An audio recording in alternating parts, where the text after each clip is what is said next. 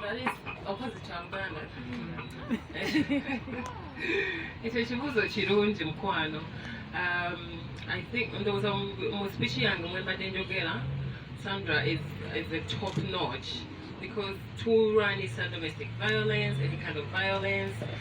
Tugenda muyamba tutya advocacy. Nze nga nze siina maanyi ngenda kukola nti ngenda kulwana bambeyo omusajja yamukubye, that is even worse because I'm also doing violence. But ngenda kukozesa eddoboozi lyange okutuusa ensonga ye ku bantu bekikwatako. Ebintu bino bye tukola oluusi oba tomanyi ani anaakuwulira, naye oyinza okukola ekintu minisita n'avaayo n'agamba nawulidde ku nsonga bweti ne bweti ngenda kukola bwenti ngenda bayambako okitegeera. So nze nga nze ngenda ku advocatinga so that abasajja balekeraawo okutulinnyanga ku mitwe okutubanga tetuli mifaliso. Like obusungu bwe buba bukutte nnyo funa piro waliwo bino ebintu bye bapanchinga mu gym, punching bags. But before we take on any questions, Madens have a issue to briefing because President Bloggers Association is my #1 blogger, and I'm so honored for him to be here. And those are my temewunizo okundaba wano. Ebintu ebiri important kwembeera ekyo. Sinza kutabira wali Miss Uganda.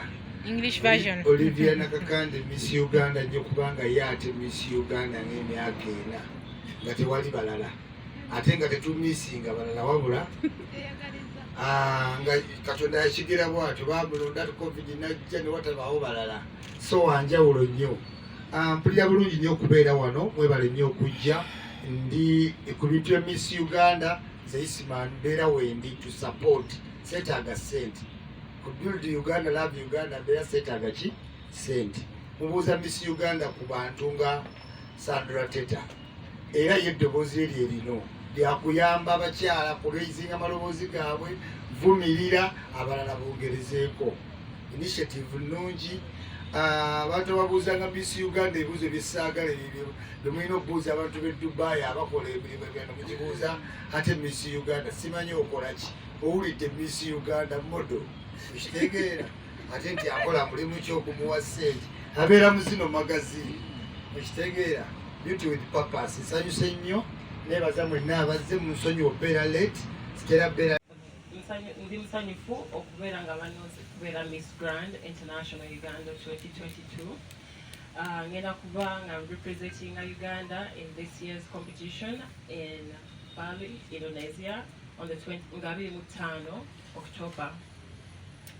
So abeebuuza Miss Grand Uganda kitegeeza ki? Miss Grand pageant as in we balonda abaana abawala okuva mu nsi yonna ne ba advocating for bintu nga obutabanguko mu maka, oh my God, Uganda. But we advocate for human rights, education, okusoma yonna. So I am so honored that Balonzeze of representing this year. Wumba mubadde mu following mumanyi nti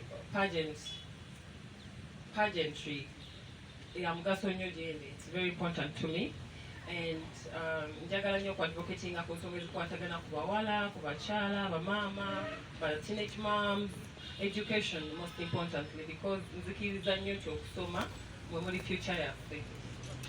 So mbadde njogerako nti waliwo ensonga eri hot right now mu mawulire eri ku domestic violence. Waliwo celeb omu yakubye omukazi n'amuteeka wali, and these are the things that we want to highlight because this is not fair. Because how can someone, we don't care who you are, you abuse someone and you go out there like, you know, like nothing happened. Women go, abakazi bayita mu bingi naye babisirikira. So we njagala kukozesa ddoboozi lyange with ne organization eno gyendimu ne foundation Oliver Nakakande Foundation twogere ku nsonga zino. Abasajja banaye tetugenda kusirika, tukooye kitegeete. So ensonga endala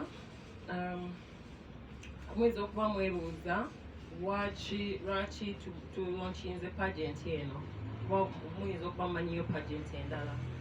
Eno pageant egenda kuwa opportunities abaana abawala abalala bangi, it's not sinze nzekka. So luno lulinga luggi okugulirawo abawala abalala okuyingira mu pageantry. And also pageantry mukirabe nga it's like an institution. Omwana ayingira ne bamu mentoringa ne bamusomesa n'avaamu nga muntu asobola alina confidence asobola okwogera.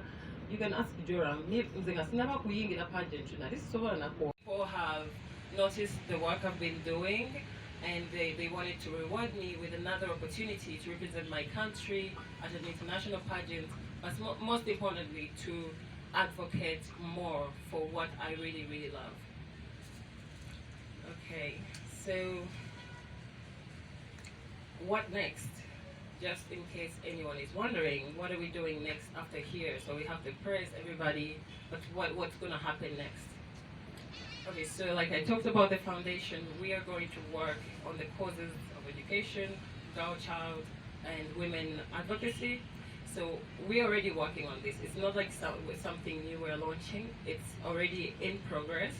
So the pageant is just going to be like a torch, you know, and getting these voices international, because I'm gonna represent among other like 120 other girls from around the world. So having my voice heard as Uganda is a dream come true, and this is the next step. So of course we're gonna do the international pageant in Indonesia, which is on October 25th. And later, when I return, we will have auditions and hold an event where we'll have to go through the entire country to choose a representative for next year. Okay, so as I wind up, I'm just going to thank you one more time and ask for your support on this journey, because we need you guys, we need the media, we need you so much to project our voices out there, to show what we are doing, and please follow up on the work that we're going to be doing, because one thing for sure, me and my team are so focused to getting into action more than words. That's why we've been actually working more and speaking less.